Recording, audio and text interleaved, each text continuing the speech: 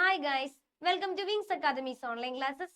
നമ്മൾ ഇന്ന് 8ാം ക്ലാസ്സിലെ 7ാമത്തെ ചാപ്റ്റർ ആണ് ഡിസ്കസ് ചെയ്യുന്നത്, എക്കണോമിക് തോട്ട്. അപ്പൊ ഈ ചാപ്റ്ററിലെ പേരിൽ തന്നെ ഉണ്ടത് എന്താണ്? എക്കണോമിക്സ് ആണ്. ടേംസ് എല്ലാം അതേപോലെ കറക്റ്റ് ആയിട്ട് പഠിച്ചു വെച്ചാൽ മാത്രം നമുക്ക് എക്സാമിന് എഴുതാൻ പറ്റുള്ളൂ. ഉണ്ടാക്കിയൊന്നും എഴുതാൻ പറ്റില്ല. ഓക്കെ, അപ്പൊ അതുകൊണ്ട് ശ്രദ്ധിച്ച് ഓരോ ടേംസ് പഠിക്കാം. ഇതിൽ നിന്ന് വരുന്ന എസ്എ ക്വസ്റ്റ്യൻസ് മറ്റു ക്വസ്റ്റ്യൻസ് എല്ലാം നമ്മളിന്ന് ഡിസ്കസ് ചെയ്യുന്നുണ്ട് കേട്ടോ. അപ്പൊ ചാപ്റ്ററിന്റെ പേര് എന്താണ്? എക്കണോമിക് തോട്ട് ആണ്. ആദ്യം തന്നെ നമുക്ക് പഠിക്കാനുള്ളത് ഒരു എക്കോണമിയിൽ ഉണ്ടാകുന്ന പ്രോബ്ലംസ് ആണ്. മെയിൻ ആയിട്ട് ഒരു എക്കോണമിയിൽ എന്തൊക്കെ പ്രോബ്ലംസ് ആണ് ഉണ്ടാവുക? 3 പ്രോബ്ലംസ് ഒരു എക്കോണമിയിൽ ഉണ്ടാവുള്ളൂ. അതിൽ ഒന്നാമത്തെ പ്രോബ്ലം ആണ് വാട്ട് ടു പ്രൊഡ്യൂസ്, എന്താണ് ഉൽപ്പാദിപ്പിക്കേണ്ടത്. രണ്ടാമത്തെ പ്രോബ്ലം ആണ് എന്തെന്ന് പറയുന്നത്? ഹൗ ടു പ്രൊഡ്യൂസ്, എങ്ങനെയാണ് ഉൽപ്പാദിപ്പിക്കേണ്ടത്. മൂന്നാമത്തെ പ്രോബ്ലം ആണ് എന്ന് പറയുന്നത് ഹൂം ടു പ്രൊഡ്യൂസ്, ആർക്ക് വേണ്ടിയാണ് ഉൽപ്പാദിപ്പിക്കേണ്ടത്. അപ്പൊ അങ്ങനെ 3 പ്രോബ്ലംസ് ആണ് എക്കോണമി ഫേസ് ചെയ്യുന്നത് കേട്ടോ.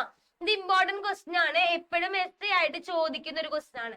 എസ് എ മാർക്കിൽ അല്ലെങ്കിൽ 6 മാർക്കിനോ 5 മാർക്കിനോ ഒക്കെ ചോദിക്കുന്ന ഒരു ക്വസ്റ്റ്യൻ ആണ്. നമ്മുടെ എക്കോണമി ഫേസ് ചെയ്യുന്ന പ്രോബ്ലംസ് എന്തെല്ലാമാണ് പ്രോബ്ലംസ് ചോദിക്കും. ഏതെങ്കിലും 2 എണ്ണം എക്സ്പ്ലെയിൻ ചെയ്യാൻ പറയും. ഓക്കെ, അതില് ആദ്യത്തെ പ്രോബ്ലം ആണ് വാട്ട് ടു പ്രൊഡ്യൂസ് എന്ന് പറയുന്നത്. എന്താണ് ഈ വാട്ട് ടു പ്രൊഡ്യൂസ് എന്ന് പറഞ്ഞാൽ? എന്ത് ഉൽപ്പാദിപ്പിക്കണം, ഒരു എക്കോണമിക്ക് എന്താണ് ഉൽപ്പാദിപ്പിക്കേണ്ടത് എന്നാണ് ഒരു എക്കോണമി ഫേസ് ചെയ്യുന്ന ആദ്യത്തെ പ്രോബ്ലം എന്ന് പറയുന്നേ. അപ്പൊ അതിൽ പറയുന്നത് നമ്മുടെ ഇവിടെ റിസോഴ്സ് എല്ലാം ലിമിറ്റഡ് ആണ്. റിസോഴ്സ് ലിമിറ്റഡ് എന്ന് പറഞ്ഞാൽ എന്താണ്? ഇവിടെ ലഭിക്കുന്ന വസ്തുക്കളെല്ലാം എന്താണ്? ലിമിറ്റഡ് ആണ്, വളരെ എന്താണ്? കുറവാണെന്ന് പറയുന്നത് കേട്ടാ. അപ്പൊ അതുകൊണ്ട് തന്നെ ഇവിടെ കിട്ടുന്ന വസ്തുക്കൾ നമ്മൾ ശരിയായ രീതിയിൽ ഉപയോഗിക്കണം. അവൈലബിൾ വൺസ് ഉദ്ദേശിക്കുന്നത് എന്താണ്?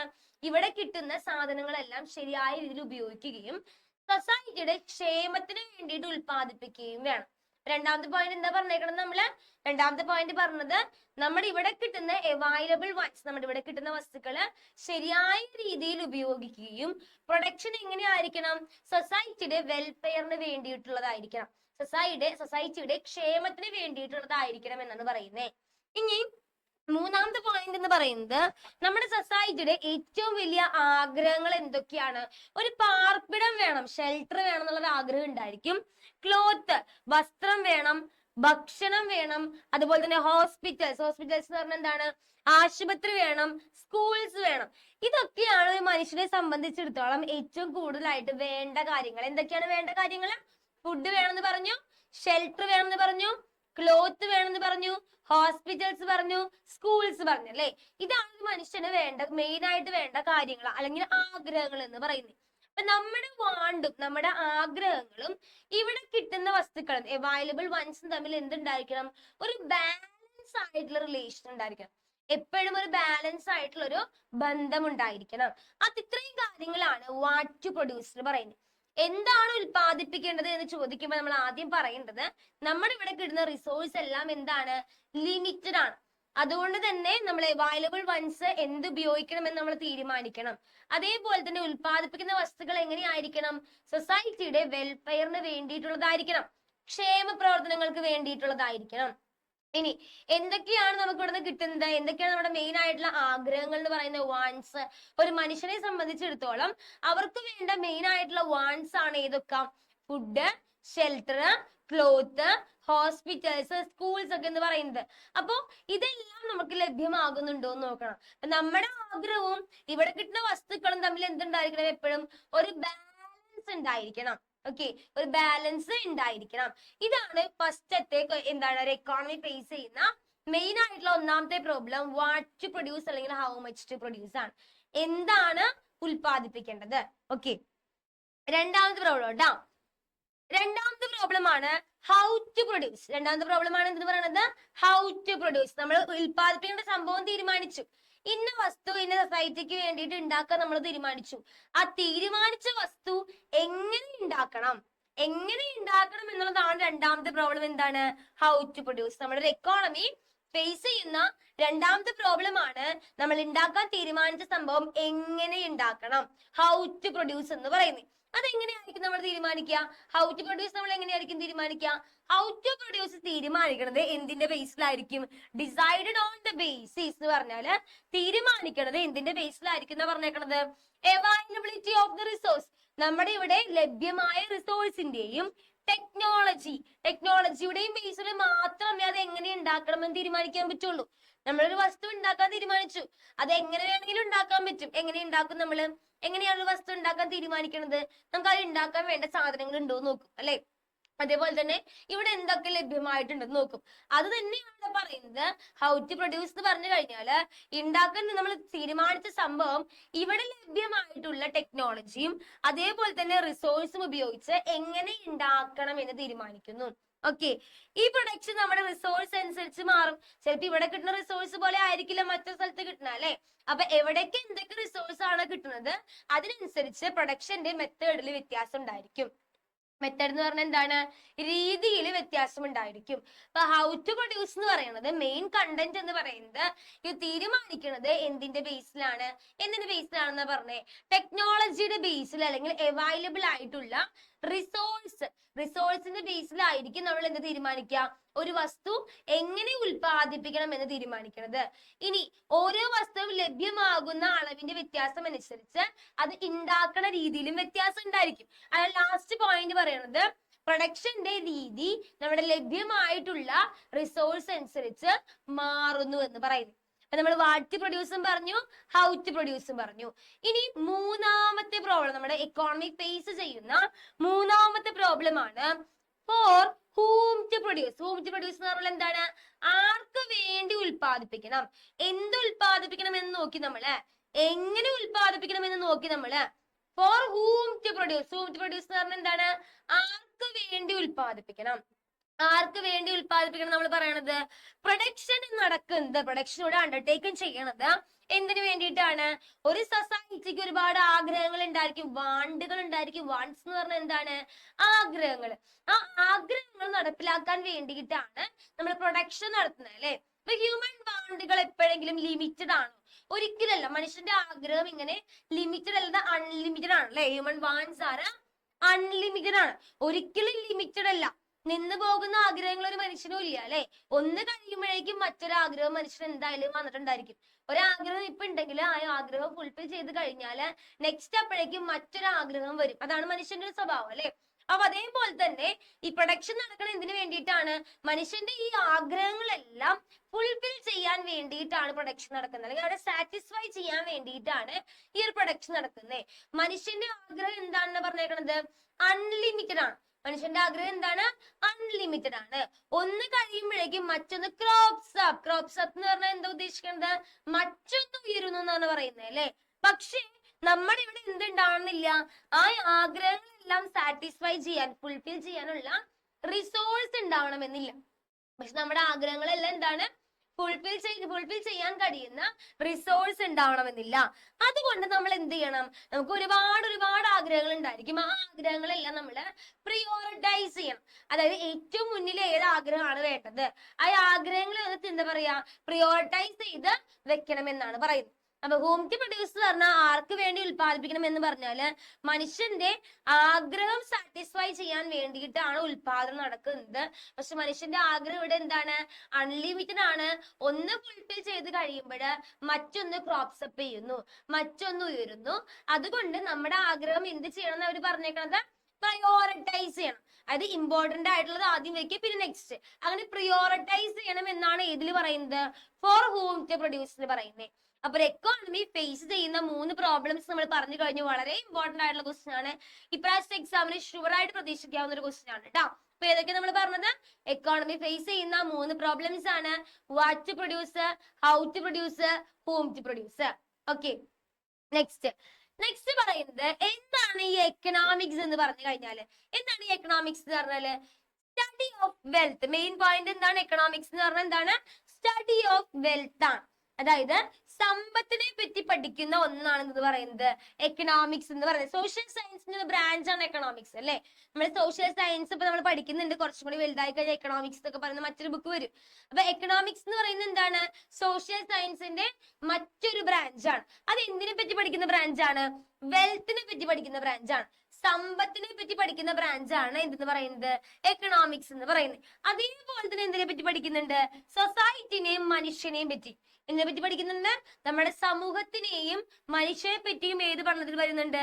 എക്കണോമിക്സിൽ വരുന്നുണ്ട്. ഈ ഒരു ഐഡിയ കൊണ്ടുവന്ന ആളുടെ പേരാണ് ആഡം സ്മിത്ത്. ഇമ്പോർട്ടന്റ് ആണ് മക്കളെ, വളരെ ഇമ്പോർട്ടന്റ് ആണ് ആഡം സ്മിത്തിന്റെ പേര് കേട്ടാ. ഓക്കെ, ഈ ഒരു ഐഡിയ കൊണ്ടുവന്ന ആളുടെ പേരാണ് എന്ത് പറയുന്നത്? Adam Smith. ഇദ്ദേഹം തന്നെയാണ് എക്കണോമിക്സിന്റെ ഫാദർ എന്നറിയപ്പെടുന്നത്. ഓക്കെ, എക്കണോമിക്സിന്റെ 1 മാർക്ക് ക്വസ്റ്റ്യൻ ആയിട്ട് ചോദിക്കാൻ ചാൻസ് ഉള്ള ക്വസ്റ്റ്യൻ ആണ് കേട്ടോ. 1 മാർക്ക് ക്വസ്റ്റ്യൻ ആയിട്ട് ചോദിക്കാൻ ചാൻസ് ഉള്ള ക്വസ്റ്റ്യൻ ആണ്. ഫാദർ ഓഫ് എക്കണോമിക്സ് എന്ന് അറിയപ്പെടുന്നത് ആരാണ് ഫാദർ ഓഫ് എക്കണോമിക്സ് എന്ന് പറഞ്ഞാല്? ആഡം സ്മിത്ത് ആണ്. ഓക്കെ, ആരാണ് ഫാദർ ഓഫ് എക്കണോമിക്സ് എന്ന് പറഞ്ഞാല്? ആഡം സ്മിത്ത് ആണ്. അദ്ദേഹം പറഞ്ഞതാണ് എക്കണോമിക്സ് എന്ന് പറഞ്ഞാൽ ഇതിനെ പറ്റിയുള്ള പഠനമാണെന്ന് പറഞ്ഞേക്കണത്. വെൽത്തിനെ പറ്റിയുള്ള പഠനമാണ് എന്നാണ് ആര് പറഞ്ഞത്? ആഡം സ്മിത്ത് പറഞ്ഞത്. അദ്ദേഹത്തിന്റെ ആഗ്രഹപ്രകാരം എന്താണ് പറഞ്ഞേക്കണം? അദ്ദേഹത്തിന്റെ ആഗ്രഹം ഗവൺമെന്റിന്റെ ഇന്റർവെൻഷൻ എക്കണോമിക് ആക്ടിവിറ്റീസിൽ കുറയ്ക്കണം. സാമ്പത്തിക പ്രവർത്തനങ്ങളിൽ ഗവൺമെന്റ് വന്ന് ഇടപെടുന്നത് കുറയ്ക്കുകയും അദ്ദേഹം ആർക്ക് ഫ്രീഡം വേണമെന്ന് പറഞ്ഞു? ഇൻഡിവിജ്വൽ, സാധാരണ വ്യക്തികൾക്ക് ഫ്രീഡം കൊടുക്കാൻ പറഞ്ഞ ആളും കൂടിയാണ് ആഡം സ്മിത്ത്. ആഡം സ്മിത്തിനെ പറ്റി ആലോചിക്കുമ്പോൾ നിങ്ങൾ എന്തൊക്കെ പോയിന്റ്സ് ആലോചിക്കണം? ഫാദർ ഓഫ് എക്കണോമിക്സ് ആണെന്ന് ആലോചിക്കാം. അതേപോലെ അദ്ദേഹം പറഞ്ഞത് ഈ സാമ്പത്തിക പ്രവർത്തനങ്ങളിലെല്ലാം ഗവൺമെന്റിന്റെ ഇടപെടലുകൾ, ഇന്റർവെൻഷൻസ് എന്ത് ചെയ്യണമെന്നാ പറഞ്ഞത്? അദ്ദേഹം കുറയ്ക്കണം. ഗവൺമെന്റിന്റെ ഇടപെടലുകൾ കുറച്ചിട്ട് ആർക്ക് ഫ്രീഡം കൊടുക്കാനാ പറഞ്ഞത്? ആർക്ക് കുറച്ചും കൂടി സ്വാതന്ത്ര്യം കൊടുക്കാനാ പറഞ്ഞത്? ഇൻഡിവിജ്വൽസിന് ഫ്രീഡം കൊടുക്കാൻ പറഞ്ഞ ആളാണ് ആരെന്ന് പറയുന്നത്? ആഡം സ്മിത്ത് എന്ന് പറയുന്നത്. ഇമ്പോർട്ടന്റ് ആണ് കേട്ടോ. നെക്സ്റ്റ് തിങ്കർ ആണ് Karl Marx. Karl Marx importance കൊടുത്തത് പ്രൊഡക്ഷൻ പ്രോസസ്സില്, ഒരു ഉൽപാദന രംഗത്ത് ഏറ്റവും കൂടുതൽ ഇമ്പോർട്ടൻസ് കൊടുത്തിരുന്ന അദ്ദേഹം ആർക്കാണ്? ലേബേഴ്സിനാണ്. ലേബേഴ്സ് എന്ന് പറഞ്ഞാൽ ആരാണ്? തൊഴിലാളികളാണ്. അപ്പൊ മാക്സ് ഏറ്റവും കൂടുതൽ ഇമ്പോർട്ടൻസ് കൊടുത്ത ആർക്കാണ്? തൊഴിലാളികൾക്കാണ്. ഒരു പ്രൊഡക്ഷൻ പ്രോസസ്സില് ഏറ്റവും ഇമ്പോർട്ടന്റ് ആയിട്ടുള്ള ആള് തൊഴിലാളി എന്നാണ് ആരുടെ കോൺസെപ്റ്റിൽ പറയുന്നത്? മാക്സിന്റെ കോൺസെപ്റ്റിൽ പറയുന്നത്. അദ്ദേഹം പറഞ്ഞ എന്താണ്? He maintain that the base of production is the man power of labours and that the price of product and the reward for it എന്ന് പറഞ്ഞു കഴിഞ്ഞാല് മനുഷ്യരുടെ അധ്വാനമാണ് ശരിക്കുമായി ഉണ്ടാക്കിയ വസ്തുവിന്റെ പ്രൈസ് എന്ന് പറയുന്നത്. പക്ഷെ ലേബേഴ്സിന് എന്ത് മാത്രം കിട്ടുള്ളൂ?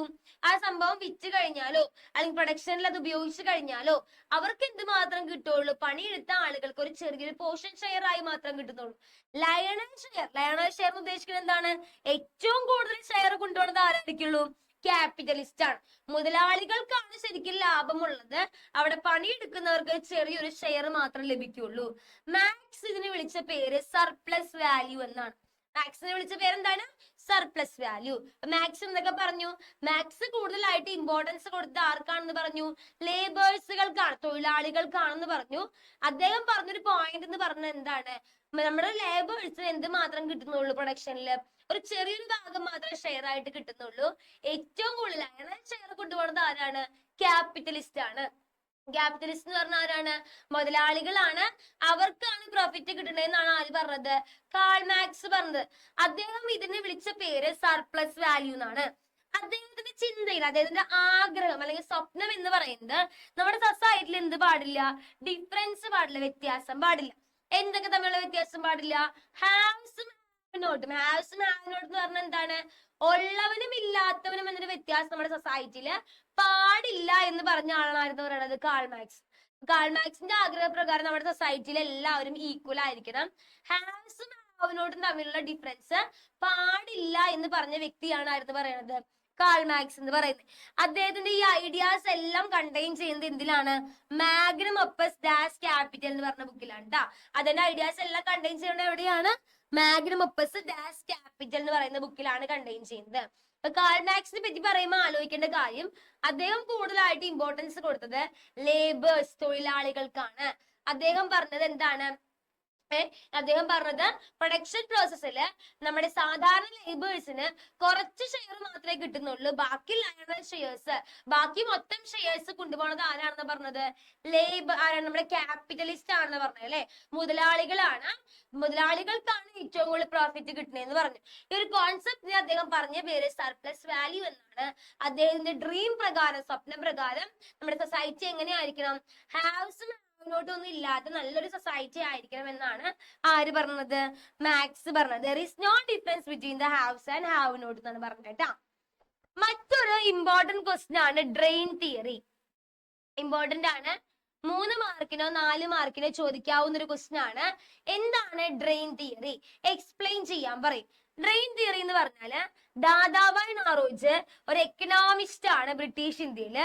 അദ്ദേഹം പറയാണ്, ദാദാബായ് നവറോജ് എന്നുള്ള പേര് എന്തായാലും ഹൈലൈറ്റ് ചെയ്ത് കാണിക്കണം. ദാദാബായ് നവറോജ് എന്നുള്ള പേര് ഹൈലൈറ്റ് ചെയ്ത് കാണിക്കണം.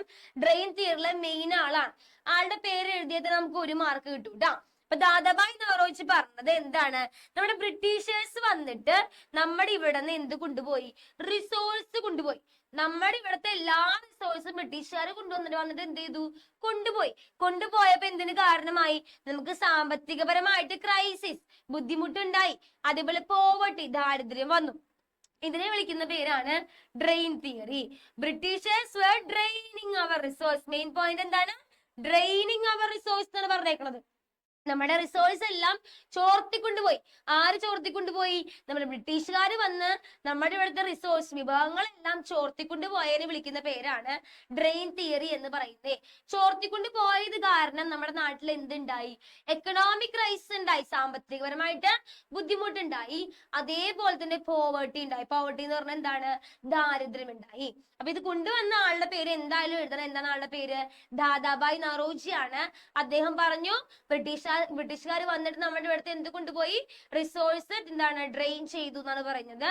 ഈ ഒരു കോൺസെപ്റ്റിനെ വിളിക്കുന്ന പേരാണ് ഡ്രെയിൻ തിയറി എന്ന് പറയുന്നത്. ഓക്കെ, അപ്പൊ എന്താണ് ഈ റിസോഴ്സ് ഡ്രെയിൻ ചെയ്ത് കൊണ്ടുപോകാനുള്ള മെയിൻ കാരണം എന്താണ്? ഇതും ചോദിച്ചേക്കാം, എക്സാമിന് ഒരു ക്വസ്റ്റ്യൻ ചോദിച്ചേക്കാം. മെയിൻ ആയിട്ട് കൊണ്ടുപോകാനുള്ള കാരണം എന്താണെന്ന് പറഞ്ഞേക്കണത്? British officers in India were paid high salaries. ഇന്ത്യയിലെ ബ്രിട്ടീഷ് ഓഫീസേഴ്സിന് എന്താണ്? നല്ല ഹൈ സാലറീസ് ലഭിച്ചിരുന്നു. രണ്ടാമത്തെ കാര്യം പറയുന്നത് goods made from Indian raw materials and resource bought at extremely low price were sold at high price in the Indian market. അതായത് ഇന്ത്യയിലെ റോ മെറ്റീരിയൽസും റിസോഴ്സ് ഒക്കെ ഉപയോഗിച്ച് അത് വാങ്ങിച്ചിട്ട് ഉണ്ടാക്കുന്ന എന്താണ് ഗുഡ്സുകള് എങ്ങനെയാണ് സോൾവ് ചെയ്യണത്? ഹൈ പ്രൈസിൽ ഇന്ത്യൻ മാർക്കറ്റിൽ വിൽക്കുവരും. ഓക്കെ, നമ്മുടെ ഇവിടുന്ന് ലോ പ്രൈസിൽ വാങ്ങിയിട്ട് അവരത് ഗുഡ്സ് ആക്കി മാറ്റിയിട്ട് ഹൈ പ്രൈസിലാണ് ഇവിടെ കൊണ്ടുവന്നിട്ട് വിറ്റിട്ടുണ്ടായിരുന്നത്. നെക്സ്റ്റ് പറയുന്നത് ഇന്ത്യയുടെ വെൽത്ത്, ഇന്ത്യയുടെ സമ്പത്ത് ബ്രിട്ടീഷ് എംപയർ വലുതാക്കാൻ വേണ്ടിയിട്ട്, ബ്രിട്ടീഷ് സാമ്രാജ്യം വലുതാക്കാൻ വേണ്ടിയിട്ട് റോബ് ചെയ്തു, മോഷ്ടിച്ചു കൊണ്ടുപോയി. ലാസ്റ്റ് പോയിന്റ് പറയുന്നത് എന്താണ്? ഇന്ത്യൻ ലേബേഴ്സ്, നമ്മുടെ ഇവിടെ തൊഴിലെടുക്കുന്ന ഇന്ത്യൻ ലേബേഴ്സിനെ ട്രീറ്റ് ചെയ്തിരുന്ന എന്തായിട്ടാണ്? ഒരു സ്ലേവ് ആയിട്ട്, ഒരു അടിമയായിട്ടാണ് അവർ കണക്കാക്കിയിരുന്നത്. ഓക്കെ, ഇതുകൊണ്ടൊക്കെയാണ് റിസോഴ്സ് ഡ്രെയിൻ ചെയ്യാനുള്ള മെയിൻ കാരണം ഇതാണ്. ഓക്കെ, അപ്പൊ ഈ 4 പോയിന്റ് നന്നായിട്ട് പഠിച്ചു വെക്കുക കേട്ടോ. ഇനി ഗാന്ധിജി എല്ലാ തിങ്കേഴ്സിനെക്കാളും കുറച്ചും കൂടി ഇമ്പോർട്ടന്റ് ഉള്ള ആളാണ്. മിക്കപ്പോഴും എക്സാമിന് ചോദിച്ച് കണ്ടുള്ള ആളാണ് ഗാന്ധിജിയുടെ തിങ്കിങ്. ഗാന്ധിജിയുടെ എന്താണ്? അദ്ദേഹം പറഞ്ഞു വെച്ച ഐഡിയാസ് ടാ. ഓക്കെ, അദ്ദേഹത്തിന്റെ ഐഡിയാസ് പറഞ്ഞു വെച്ചതിന്റെ അദ്ദേഹത്തിന്റെ ബുക്കിന്റെ പേരാണ് ഹിന്ദു സ്വരാജ്. ഇമ്പോർട്ടന്റ് ആണ്, ചോദിക്കാറുണ്ട്. അപ്പൊ അദ്ദേഹത്തിന്റെ എന്തൊക്കെ ഐഡിയാസ് ഉണ്ടോ ആ ഐഡിയാസ് എല്ലാം പറഞ്ഞു വെച്ച ബുക്കിന്റെ പേരാണ് എന്തെന്ന് പറയുന്നത്? ഹിന്ദു സ്വരാജ്. അത് പബ്ലിഷ് ചെയ്ത് എന്താണ് 1909 പബ്ലിഷ് ചെയ്തേക്കണേ കേട്ടോ. ഗാന്ധിജി ഇമ്പോർട്ടൻസ് കൊടുത്തത് നമുക്ക് അറിയാം, നമ്മൾ കുഞ്ഞിലെ മുതൽ പഠിക്കുന്നതാണ്. ഗാന്ധിജി കൂടുതലായിട്ട് ഇമ്പോർട്ടൻസ് കൊടുത്ത ആർക്കാണ്? മോറൽ വാല്യൂസിനാണ്. എന്തിനാണ് ഗാന്ധിജി കൂടുതലായിട്ട് ഇമ്പോർട്ടൻസ് കൊടുത്തത്? മോറൽ വാല്യൂസിനാണ് കൂടുതലായിട്ട് ഇമ്പോർട്ടൻസ് കൊടുത്തത്. അതേപോലെ തന്നെ റൂറൽ ഏരിയാസിന് ഇമ്പോർട്ടൻസ് കൊടുത്തിരുന്നു. ഓക്കെ, ഇനി നെക്സ്റ്റ് പറയുന്ന പോയിന്റ് അദ്ദേഹം കൊണ്ടുവന്ന ഐഡിയ ആണ് ട്രസ്റ്റിഷിപ്പ് ട്ടാ. അതായത് നമ്മുടെ ജനങ്ങളിലെ ഒരു ഫ്രഷ് തോട്ട്സ് ഉണ്ടാക്കി എടുക്കാൻ കഴിഞ്ഞു. ഈ ട്രസ്റ്റിഷിപ്പിലൂടെ ഗാന്ധിജി എയിം ചെയ്ത് എന്താണ്? നമ്മുടെ നാട്ടിൽ എന്ത് പാടില്ല, നമ്മുടെ നാട്ടിൽ എങ്ങനെ വേണമെന്നാ പറഞ്ഞത്? ട്രൂത്തും നോൺ വയലൻസും ആയിരിക്കണം. ട്രൂത്ത് എന്ന് പറഞ്ഞാൽ എന്താണ്? സത്യസന്ധമായിട്ട് പെരുമാറാനും അതേപോലെ തന്നെ നോൺ വയലൻസ് അതായത് അഹിംസ, അതായത് എന്താണ്? ഈ യുദ്ധത്തിനൊന്നും പോവാണ്ട് സമാധാനപരമായിട്ട് സത്യം പറഞ്ഞുകൊണ്ട് ജീവിക്കുക എന്നുള്ളതായിരുന്നു ഗാന്ധിജിയുടെ മെയിൻ ആയിട്ടുള്ള പ്രിൻസിപ്പിൾ എന്ന് പറയുന്നത്. അതാണ് ഗാന്ധിജിയുടെ ഐഡിയാസ് പറയുന്നത്. അദ്ദേഹത്തിന്റെ ഐഡിയാസ് പറഞ്ഞു വെച്ചേക്കണ ഏത് ബുക്കിലാണ്? ഹിന്ദു സ്വരാജിലാണ്. അദ്ദേഹം ഇമ്പോർട്ടൻസ് കൊടുത്തത് എന്തിലാണ്? മോറൽ വാല്യൂസിലാണ്. അദ്ദേഹത്തിന്റെ മറ്റൊരു ഐഡിയ ആണ് എന്ത്? ട്രസ്റ്റിഷിപ്പ്. ഇതുവഴി ഗാന്ധിജി എയിം ചെയ്തത് എന്താണ്? ട്രൂത്തും നോൺ വയലൻസുമാണ്. ഗാന്ധിജിയുടെ മെയിൻ ഐഡിയാസ് ഇവിടെ പറയുന്നുണ്ട്. ഇത് കുറച്ചും കൂടി ഇമ്പോർട്ടന്റ് ആണ്. ഗാന്ധിജിയെ പറ്റി എന്തെങ്കിലും ചോദിച്ചു കഴിഞ്ഞാല് ഈ പോയിന്റ്സ് എഴുതിയാൽ മതി. ഒന്നാമത്തെ എന്താണ്, അദ്ദേഹം കൂടുതലായിട്ട് പ്രയോറിറ്റി കൊടുത്ത അല്ലെങ്കിൽ ഇമ്പോർട്ടന്റ് കൊടുത്ത എന്തിനാണ്, റൂറൽ അഗ്രികൾച്ചർ സിസ്റ്റത്തിനാണ്. റൂറൽ അഗ്രികൾച്ചർ സിസ്റ്റത്തിനാണ് അദ്ദേഹം കൂടുതലായിട്ട് ഇമ്പോർട്ടൻസ് കൊടുത്തത്. അതേപോലെ തന്നെ ഇമ്പോർട്ടൻസ് കൊടുത്ത മറ്റൊന്നാണ് സ്മോൾ ആൻഡ് കോട്ടേജ് ഇൻഡസ്ട്രി. ചെറിയ വ്യവസായങ്ങൾ, ചെറുകിട വ്യവസായങ്ങൾക്കെല്ലാം ആര് ഇമ്പോർട്ടൻസ് കൊടുത്തു, ഗാന്ധിജി ഇമ്പോർട്ടൻസ് കൊടുത്തു. മൂന്നാമത്തെ കാര്യം, അദ്ദേഹം എക്കോണമി ഉണ്ടാക്കണം എന്ന് വിചാരിച്ചു. പക്ഷെ ആ എക്കോണമി എന്തിന്റെ ബേസിലായിരിക്കണം, ഇക്വാളിറ്റിയുടെ ബേസിൽ, സമത്വത്തിന്റെ ബേസിൽ എക്കോണമി ഫോം ചെയ്യാനാണ് ആരാഗ്രഹിച്ചത്, ഗാന്ധിജി ആഗ്രഹിച്ചത്. ലാസ്റ്റ് പോയിന്റ്, അദ്ദേഹത്തിന് വേണ്ട ഒരു എക്കോണമി എങ്ങനത്തെ എക്കോണമിയാണ്, സെൽഫ് സഫിഷ്യന്റ് ആയ, സ്വയം പര്യാപ്തത നേടിയ ഒരു ലോക്കൽ എക്കോണമിനെ ആയിരുന്നു ആർക്ക് ആഗ്രഹം, ഗാന്ധിജിക്ക് ആഗ്രഹം. ഗാന്ധിജിയുടെ മെയിൻ പോയിന്റ്സുകൾ ഇതാണ്. എന്തൊക്കെയാണ് നമ്മൾ പറഞ്ഞത്, കൂടുതലായിട്ട് ഇമ്പോർട്ടൻസ് കൊടുത്തത് റൂറൽ അഗ്രികൾച്ചറൽ സിസ്റ്റത്തിനാണ്. എംഫസൈസ്, ഏറ്റവും കൂടുതൽ ഇമ്പോർട്ടൻസ് കൊടുത്തത് എന്തിനാണ്, സ്മോൾ ആൻഡ് കോട്ടേജ് ഇൻഡസ്ട്രിക്കാണ്. അതേപോലെ തന്നെ എക്കോണമി എന്തിന്റെ ബേസ് തുടങ്ങാനാണ് പറഞ്ഞത്, ഇക്വാളിറ്റി, ഒരു തരത്തിലുള്ള വേർതിരിവും ഇല്ലാതെ എല്ലാവരെയും തുല്യമായി കണ്ടുകൊണ്ടുള്ള ഒരു എക്കോണമിയാണ് ആർക്ക് വേണമെന്ന് പറഞ്ഞത്, നമ്മുടെ ഗാന്ധിജിക്ക് വേണമെന്ന് പറഞ്ഞത്. അതേപോലെ തന്നെ എക്കോണമി എങ്ങനെയായിരിക്കണം, self sufficient and self reliant ആയിരിക്കണം, സ്വയം പര്യാപ്തരായിരിക്കണം ആയത് എക്കോണമി എന്ന് പറയുന്നത്. ഇത്രയുമാണ് ഈ ഒരു ചാപ്റ്ററിലെ ഇമ്പോർട്ടന്റ് ആയിട്ടുള്ള ടോപ്പിക്സ്. ഓക്കെ, ഇതില് ചോദിക്കാൻ ചാൻസ് ഏറ്റവും കൂടുതലുള്ള ക്വസ്റ്റ്യൻ ആണ്, എന്ത് പ്രോബ്ലംസ് ആണ് എക്കോണമി ഫേസ് ചെയ്യുന്നത്, അത് എന്തായാലും എക്സാമിന് ചോദിക്കും. What to produce, how to produce, whom to produce. അതേപോലെ തന്നെ നമ്മൾ പറഞ്ഞു ഫാദർ ഓഫ് എക്കണോമിക്സ് എന്ന് അറിയപ്പെടുന്ന ആരാണ്, ആഡം സ്മിത്ത് ആണ്. അത് 1 മാർക്ക് ക്വസ്റ്റ്യൻ ആണ് ചോദിക്കാം. കുറെ തിങ്കേഴ്സ് നമ്മൾ പറഞ്ഞു, ആ തിങ്കേഴ്സിന്റെ ഒക്കെ ബുക്സുകൾ പഠിച്ചു വെക്കണം, അതും 1 മാർക്ക് ക്വസ്റ്റ്യൻ ആയിട്ട് ചോദിക്കാം. ഓക്കെ, ഗാന്ധിജിയിൽ ഏറ്റവും ഇമ്പോർട്ടന്റ് ആയിട്ടുള്ള ഒരാളാണ്. അതേപോലെ തന്നെ നമ്മുടെ ഡ്രെയിൻ തിയറിയും ചോദിക്കാനായിട്ട് ചാൻസ് കൂടുതലാണ്. നന്നായിട്ട് പഠിക്കാം. Thank you.